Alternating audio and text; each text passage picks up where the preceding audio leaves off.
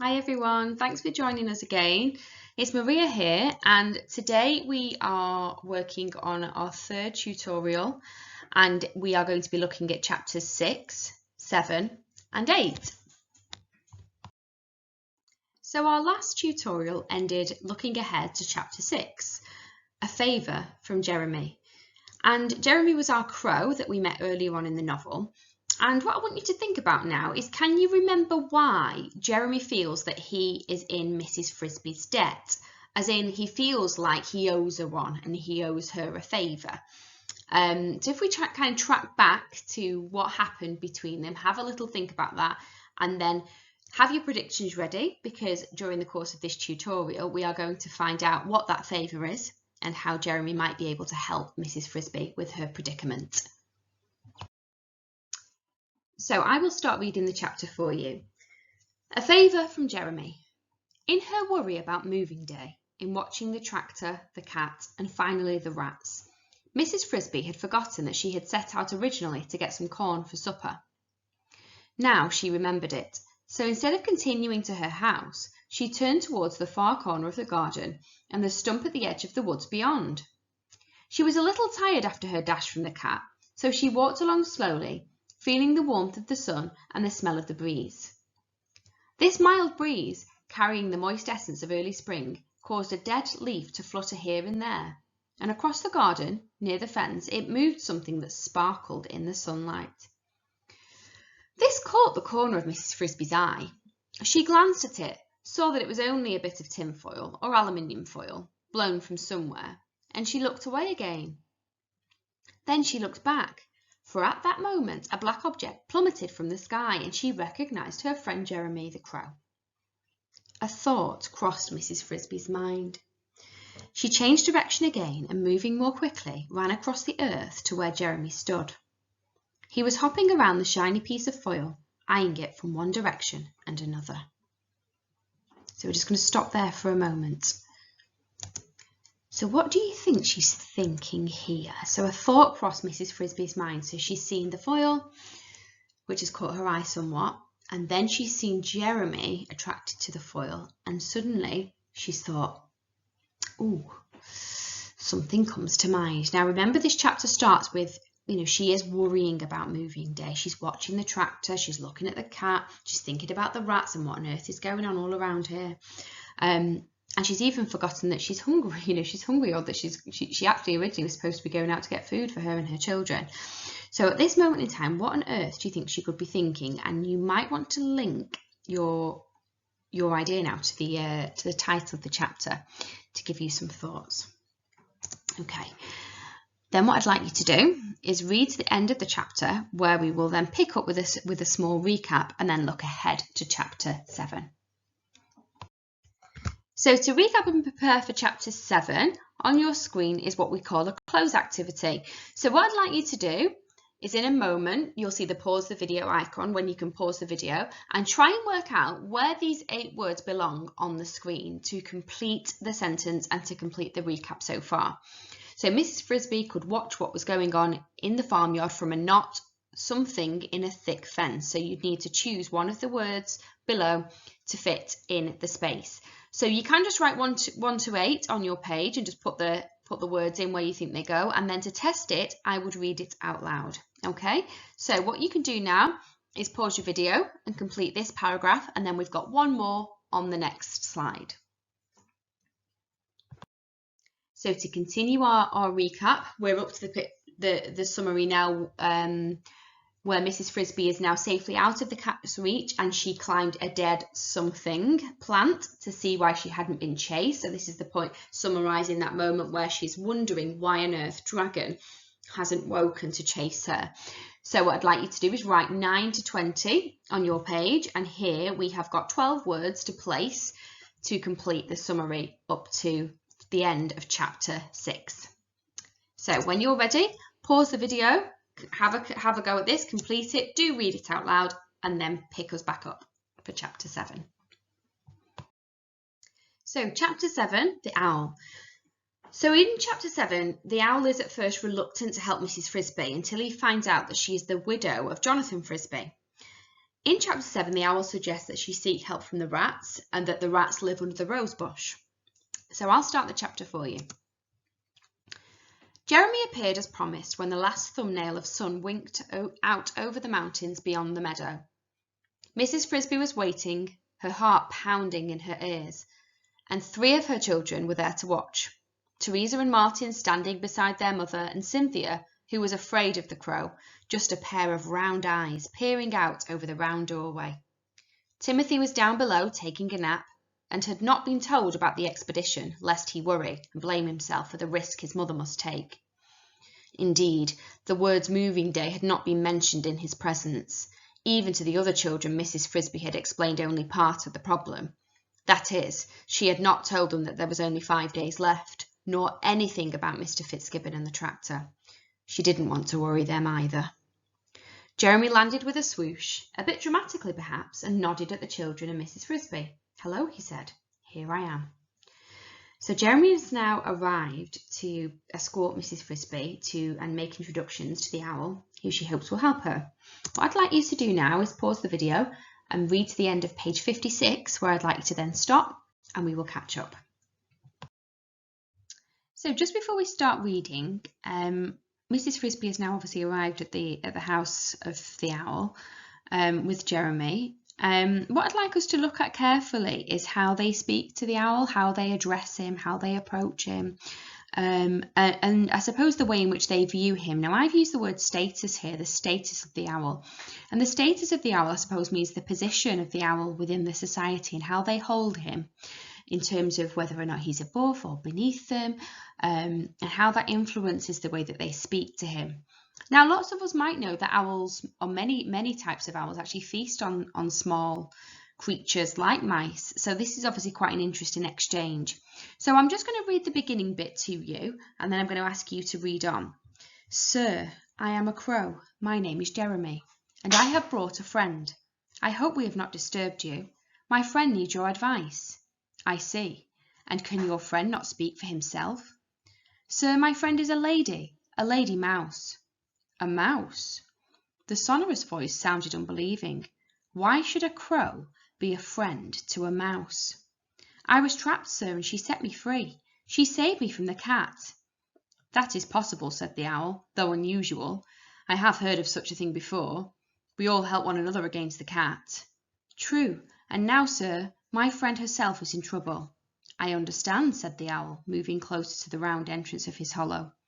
"Mrs. Mouse, I cannot see you, for the glare of the daylight is too bright, but if you step inside my house, I will listen to what you have to say." So if you pause there and read to the end of the chapter, and then we will catch up.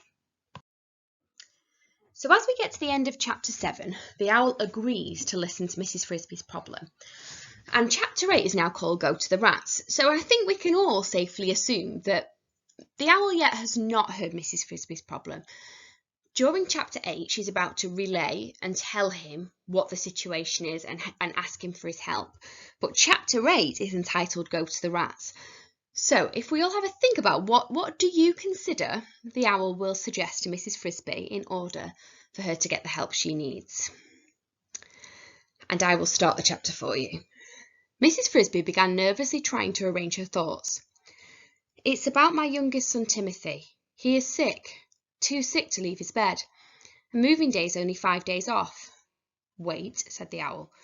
"Moving from where? Moving to where?" "From the garden patch where we're living to the edge of the pasture by the stream."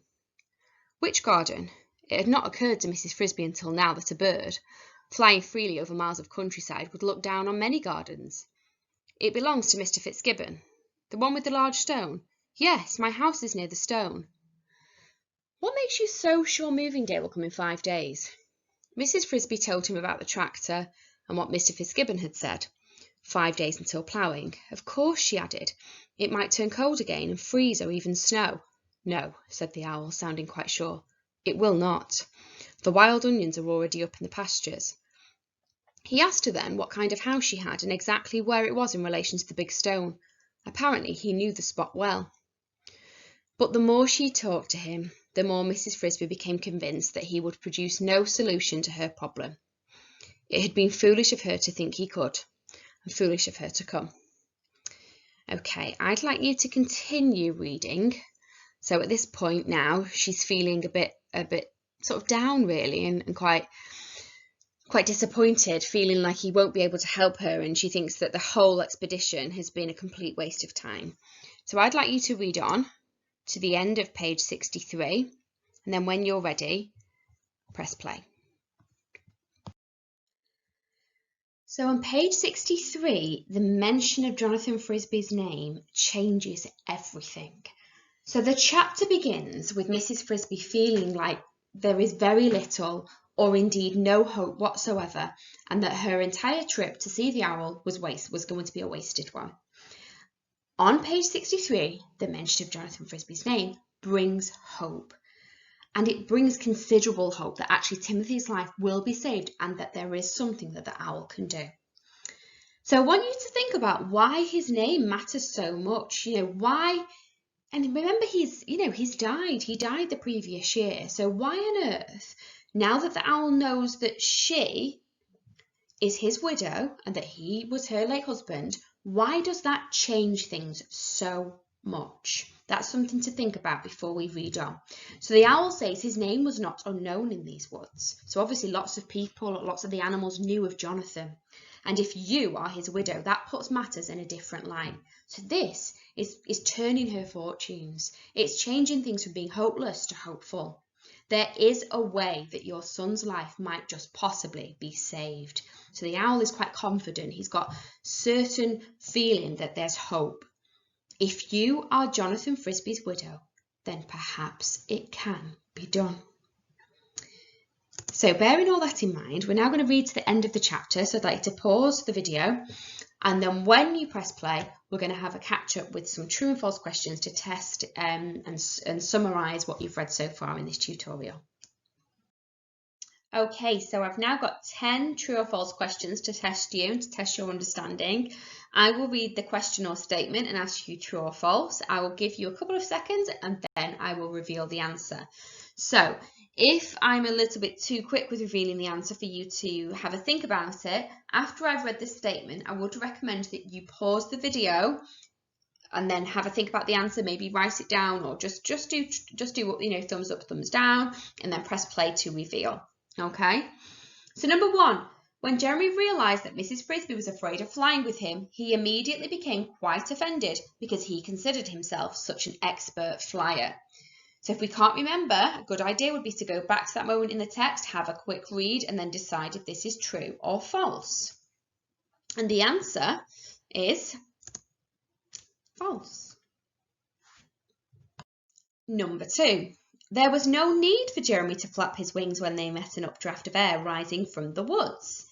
Is that true or is that false? Again, you might want to refer back to that moment in the text. And the answer is true. So our third question.